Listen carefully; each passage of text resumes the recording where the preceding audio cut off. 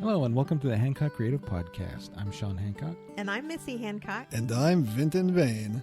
Today we're talking about the myth of failure. Failure on mythological proportions? Yeah, Yes. that too. Mythological proportions. We want to talk about failure. Or I should say I wanted to talk about failure because it plagues me. It wreaks havoc on my inner man, who is a woman. That's good. It makes me miserable and so sad and so defeated, and it makes everything suck. So I try to work my way out of that, and I would like no one else to suffer under the weight of feeling like a failure like I have. So that's why we're going to talk about it. So one of the things that I have written in my life that I was most proud of was an article called The Failure Myth.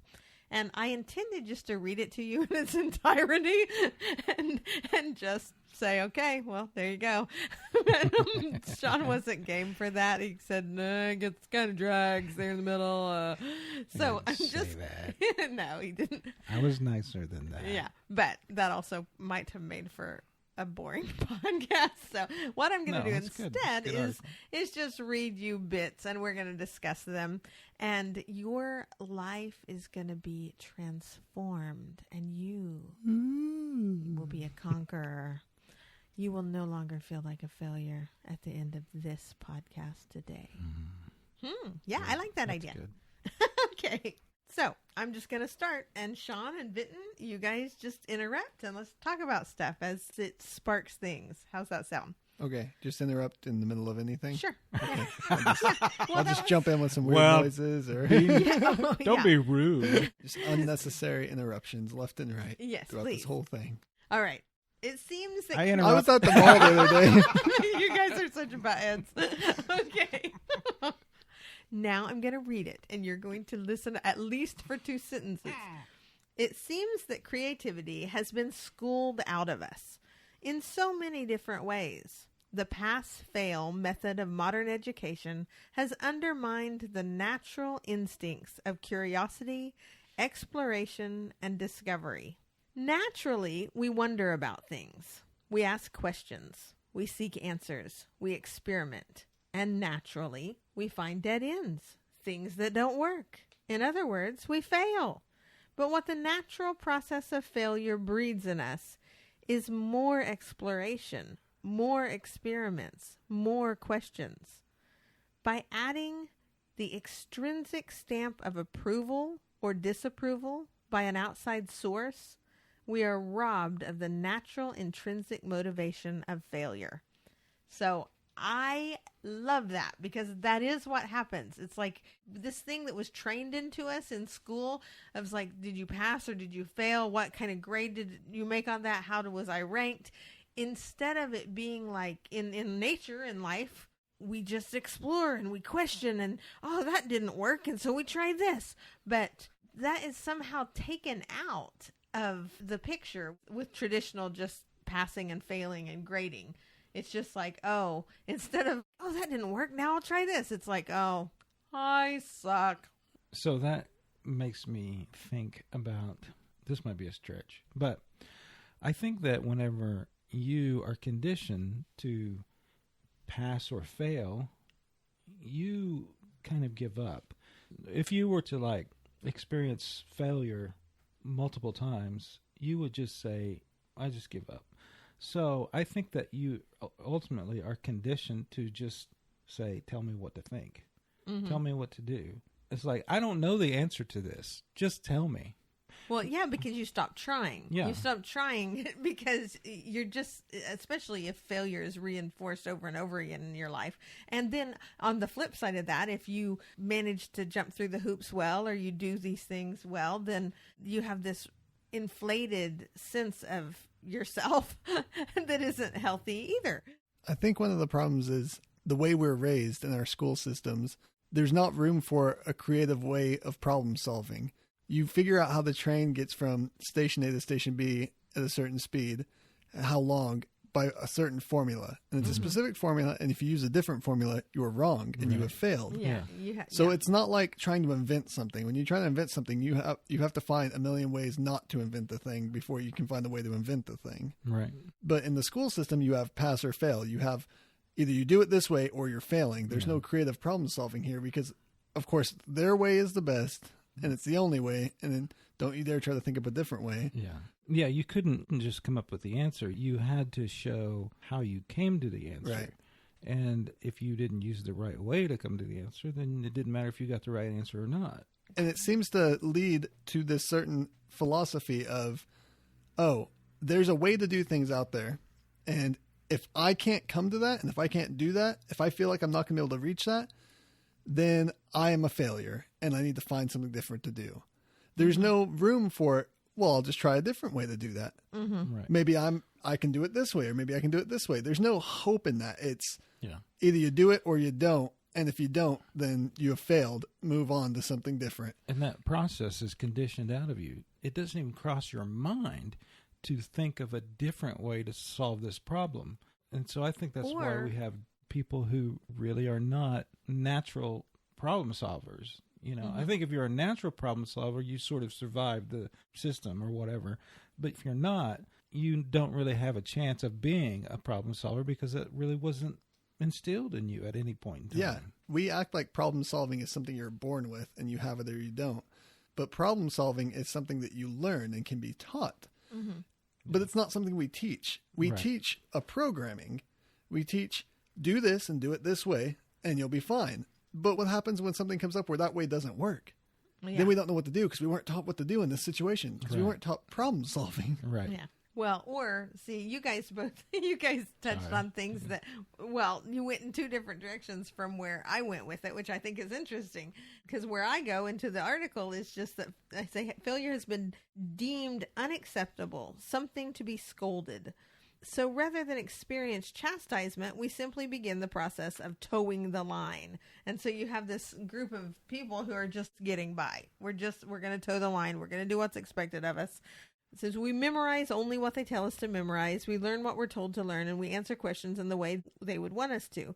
Never mind the fact that some of the most interesting discoveries have been made accidentally or with an entirely different goal in mind. The sense of adventure, creativity, and exploration is gone for fear of failing. So there's several. Silly putty was an accident, right? I found out today that one of my favorite all-time desserts was made by accident. What is it? Brownies were a complete accident. I learned this on the Odd Man Out podcast. Nice. I haven't looked it up to see the full story, but I trust them. Because they're awesome. Apparently, back in the day, at some far off historical time, someone was trying to make a chocolate cake for a party they were having, and they made it wrong, but they didn't realize what they were doing until it came out. And then the party was there, and they were like, well, I got to serve it. And that's how brownies were invented. And they were a hit. they're delicious. They were a hit. That person was famous. Their name was Actually, Brownie. they Their were. name was Brownie. Jane Brownie.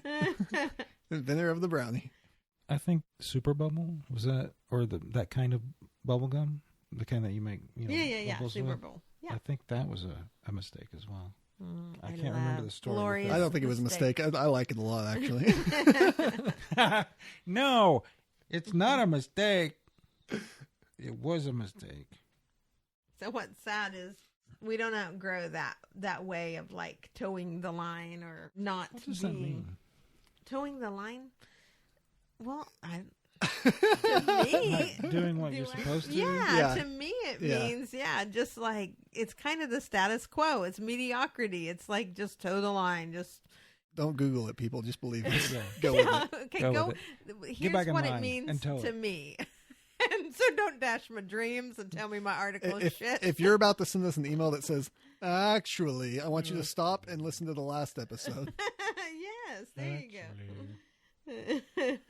I'll skip a little bit later down. I say, no, instead we carry with us a fear of what the neighbors will think, what our boss will say, and where we rank in society as a whole. In other words, we continue, here it is, to toe the line. It is this line that continues to lower the standard of excellence, encourages mediocrity, and limits human potential. And it is this line that we must cut in order to move forward as a creative society, as well as individuals.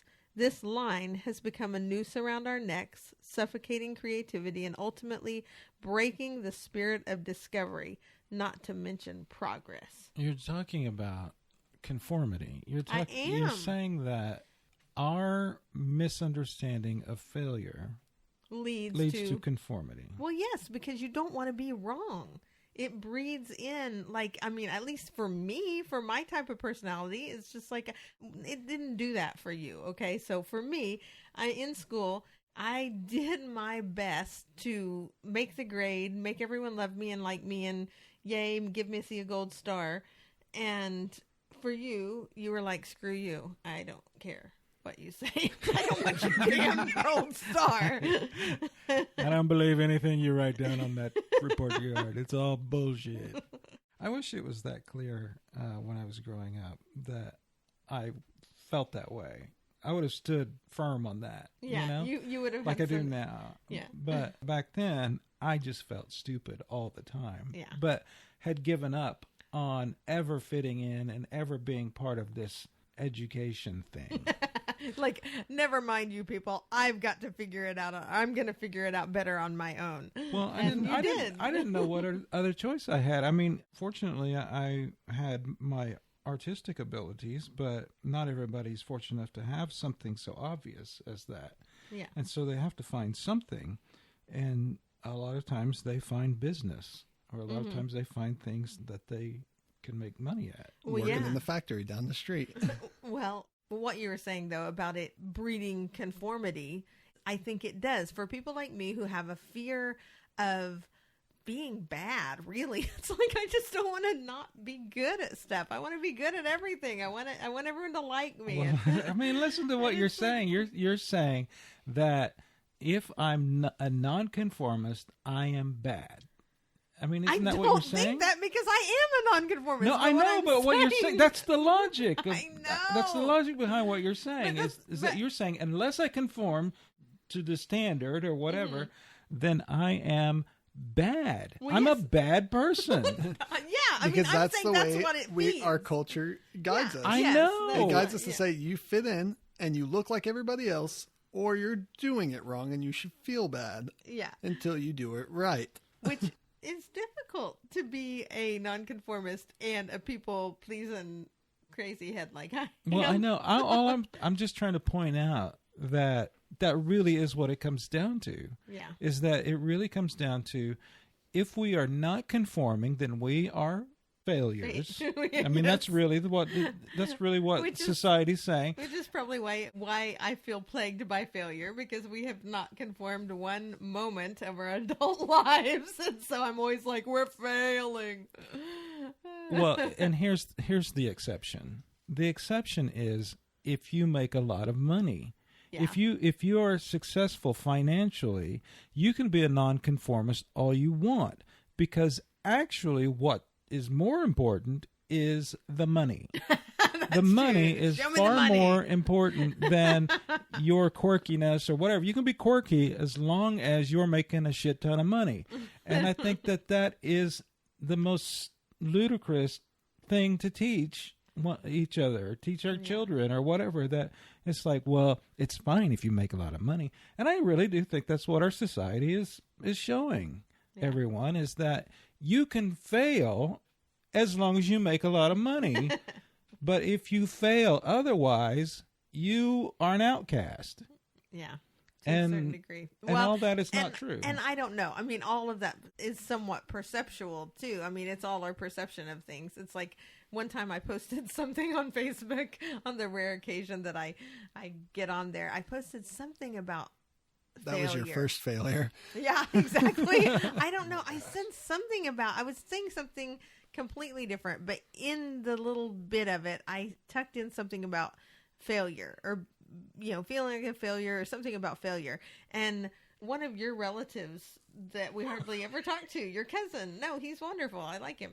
He was like, failure? You're not a failure, and he like pulled out that little thing that wasn't even and it made me feel so much better because I feel like I was like, we're such failures. And he would just acted like he thought it was absurd that I thought we were failures. And so that was comforting to me. Well, that's nice. I mean, this has nothing to do. We're sorry. This is going to be a little therapy session for me now. Where did this start, Missy? Heal me, boys. Okay. now everyone can get something from this. It's a therapy session for all of us. Okay. For Well, everyone I'm going to move listening. forward into my brilliant little article here. Yes. Occasionally, I stumble across the great old quote by Thomas Edison. We've all heard it. I have not failed. I have just found 10,000 ways that don't work. It is spouted off to us by the mouths of teachers and professors operating in the same system that perpetuates this grand theft of human potential. The same system that, by the way, deemed Edison not teachable. They were right, I suppose. He couldn't be taught. He couldn't be taught that their answers were the right answers, and he could not be convinced to stop asking his own question. Okay, my favorite line in the whole thing. We'll probably stop reading it verbatim at this point after this, but the truth is that the stamp of failure is a lie. Failure was never intended to be a label or a grade, but simply a part of the process of learning, creating, exploring, and discovering. Failure is more like step 4, right before steps 5, 6, 7, and 8, where you find the answer, accomplish the goal, walk out your idea, and enrich the world. Failure is a natural part of life, not an identity. Good stuff, people. Okay, so if you Good want stuff, to people. read this full article, we'll put it We on will. our blog. Yeah, Hancock Creative, not shop, just Hancock Creative? No, it's shop. HancockCreativeShop.com. I thought that's what you said. Sorry, HancockCreativeShop.com. And you can get to our blog and buy stuff from us and all that there. Not to put a commercial in the middle of this, but dun da da da.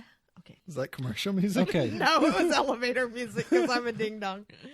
What I would like to point out is what I don't know if you ended on that or not, but you said that it's not an identity. And I think that is huge. Yes. Because It's just a natural part of life. because we link our failures, like if we failed at a project or failed a class or failed whatever we fail, we link that to our identity, to us, so we call ourselves failures. I mean, we do the same if we win, we call ourselves winners.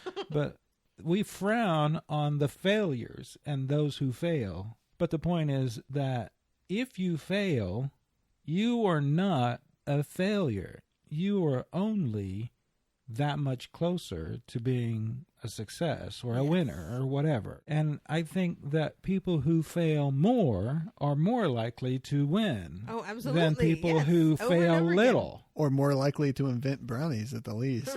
This is true. Yeah, like Jane Browning. oh, good. You succeeded. You're famous, and everyone thinks you're dumb and hates you. But you're famous. That's good. Well, this person invented brownies by failing, so they're better than you. Take that. Movie star, celebrity, heiress to a hotel fortune. And we have no I want baggage you here. to I just know- want to say. I want you to know that if you for every celebrity that you see, they had to have not failed, everyone, yeah, but but most most of of them. them. They had to have failed their auditions numerous times. I Yes. mean, and walked away from that circumstance feeling like poo, but overcome it and just kept going to the next audition, unless you're fortunate enough to be discovered overnight or something. Yeah. We fail our ways forward. I think it's important to have fun while you fail. Depends on what you're doing, I guess, but obviously if you're Yeah. doing something dangerous and you fail, that's not going to be very fun. Yeah, But- I mean, if you're a heart surgeon, then please don't fail.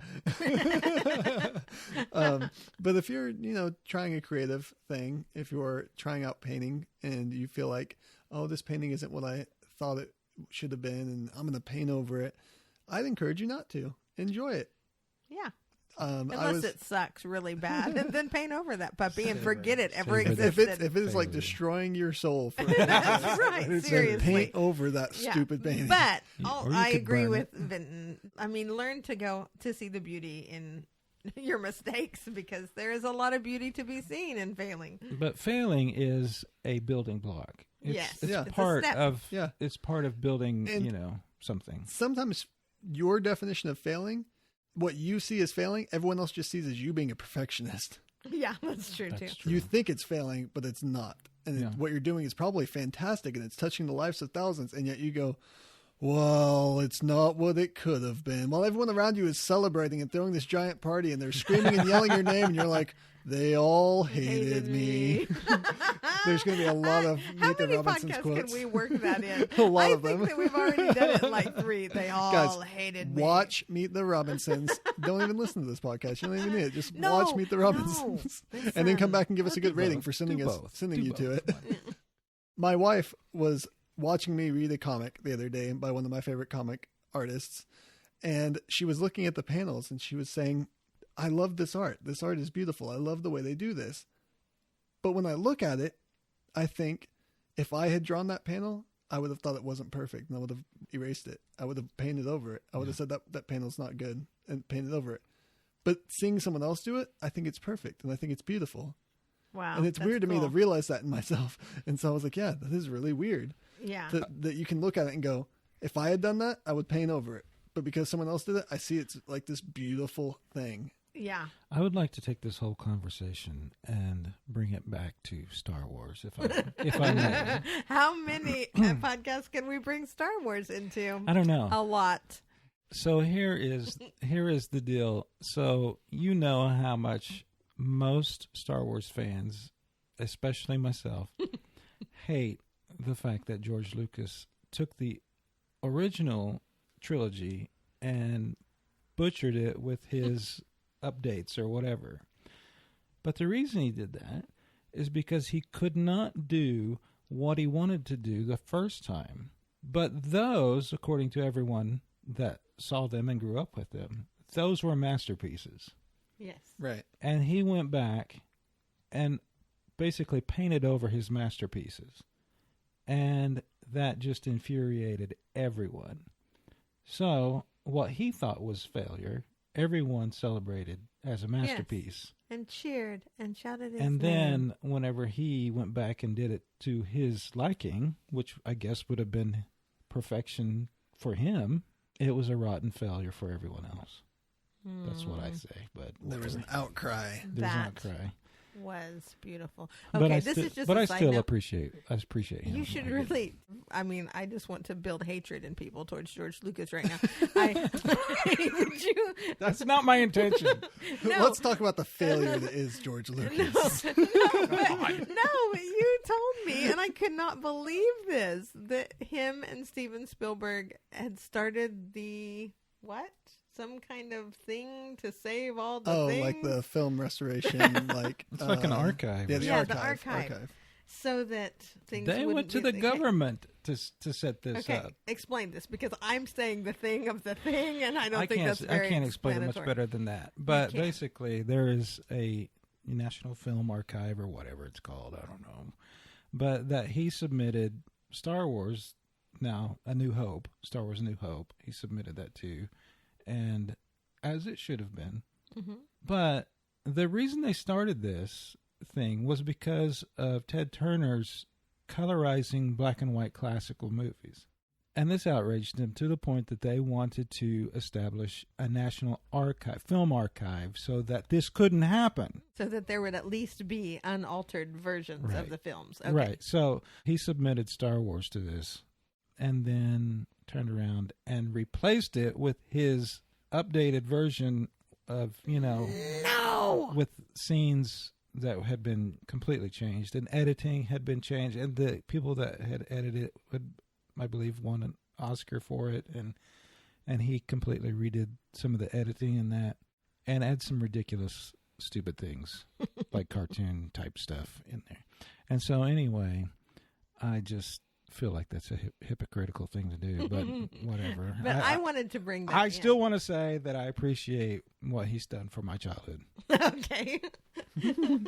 Well, I just wanted you to tell that story, though, because that is the danger of where we can go if we can't learn to build on our failures and just embrace each step of the way and all that, because he did. I Well, mean, and like Vinton said, just let the failures stand. Let Yeah. them stand as they are. If you feel like you didn't do your best there, build off of it. Go back and do another one. Don't stay on the same one for the rest Yes. of your life going, oh, but this one has to be perfect. You can do another Yeah. painting. You can do another movie. yeah. Create more. Exactly. Do more. Keep growing. And I wouldn't have cared if he had like said, in addition, here's an in addition to the original. I wouldn't have cared, but Nope. to erase the original, no. New podcast idea. Sean angrily talks about Star Wars. Star Wars. I would angrily talk Here's the about thing just about Star anything. Wars. Oh. Maybe we need a podcast that's just Angry Shawn. Angry Shawn. I'm sure we'd get a lot of listeners. Well, failure will eat you up, people. Don't let it do it. You got to be free. So I'm going to read you. This is not part of the article. I'm just big on reading to you tonight. I'm going to read you some of my favorite failure quotes. This one is a Samuel Beckett quote, and it is, ever tried, ever failed, no matter, try again, fail, fail better. Oh, yeah. I like that one. Another one by J.M. Barrie, who wrote Peter Pan. We are all failures. At least all the best of us are. Doesn't that make you feel happy? Doesn't that make you feel proud of yourself? My husband's laughing at me now. Okay, F. Scott Fitzgerald. Never confuse a single defeat with a final defeat. Robert F. Kennedy. Only those who dare to fail greatly can ever achieve greatly. That is what I was trying to say a while ago, but obviously he's Way better. more eloquent. Yes, much better spoken than me. He speak better. He speak better. Oh, you speak better. Okay.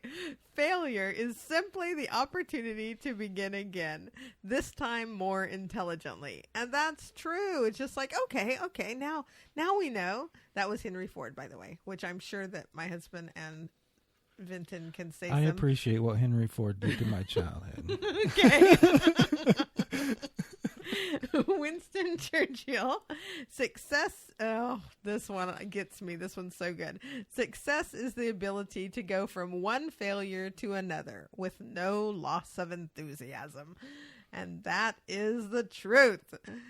That's what life is. Just keep on keeping on. You got one? You leaning forward. Georgia O'Keeffe, the painter, said, "It takes courage to be a painter. I always felt I walked on the edge of a knife. On this knife, I might fall off on either side, but I'd walk it again. So what? What if you do fall off? I'd rather be doing something I really wanted to do." Nice. As long as you don't, like fall off both edges where you're like split and then the knife cuts you right in two. Yeah. That would be Well, terrible. then there's two of you to paint, so you can get more work done. Oh, God. That's a good point. I may try that just so I Yeah, get more good stuff God. done. I live my life off Looney Tunes logic. If you get cut in half, it just creates two Makes equal two of you. clones. Oh my gosh. Just a It'd be little bit cool. smaller. If we were like starfish or something, we could, just cut ourselves up and Best failure ever. like how you brought it back around, brother. Yeah. I think we could probably just end there. I don't know. Another Samuel Beckett. To be an artist is to fail as no other dare fail.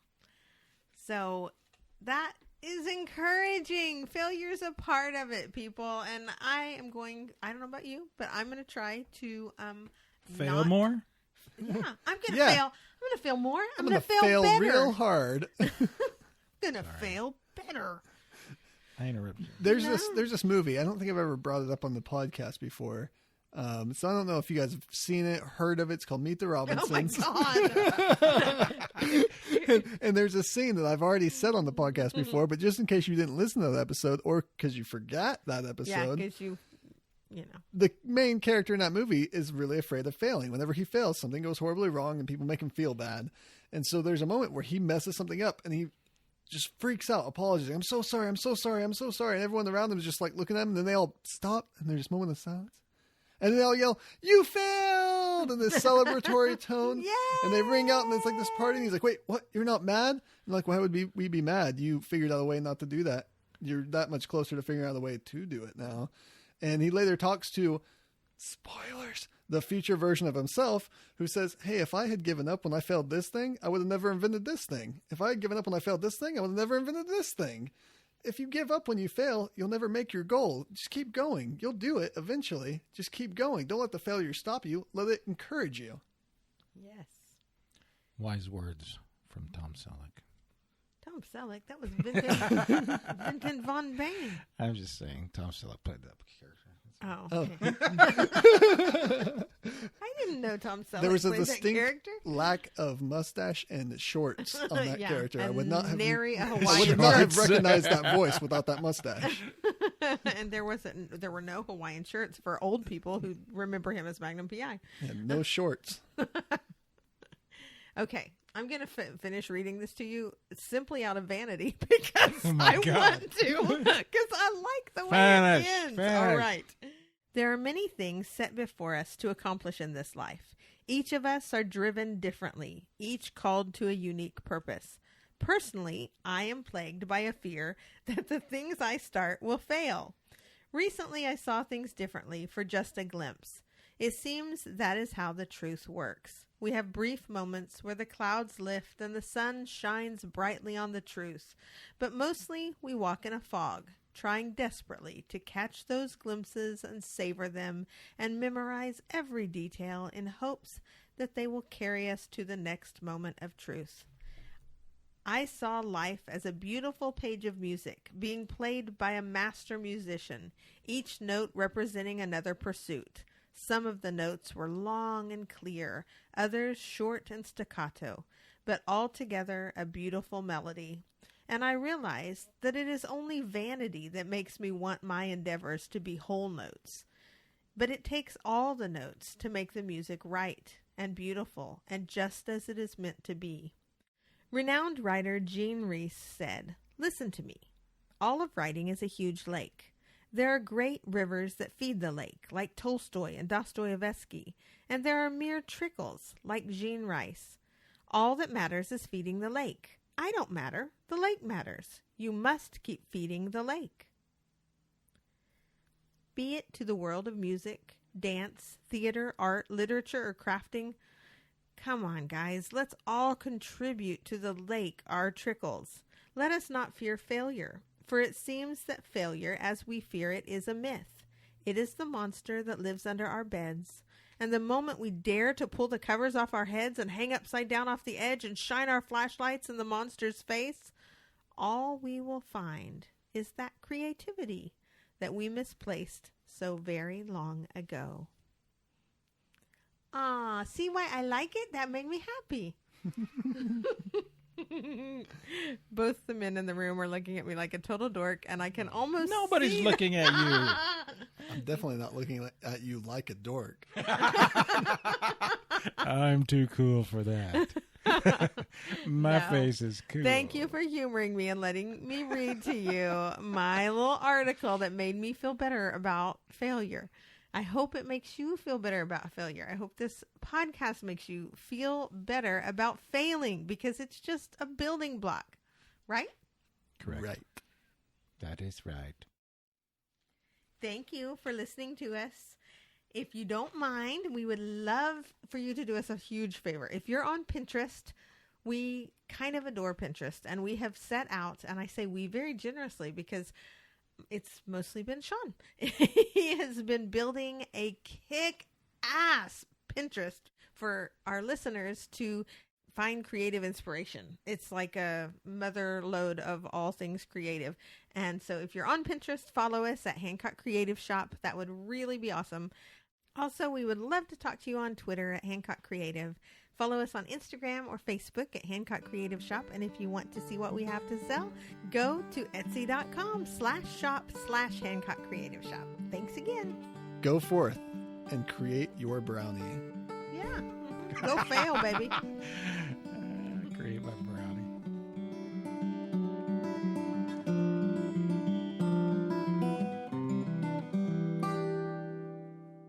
This has been a Graphomania production. If you would like to hear more podcasts, go to graphocast.com, graphocast.com. Follow us on Twitter at Graphocast and like the Graphomania page on Facebook for news and updates.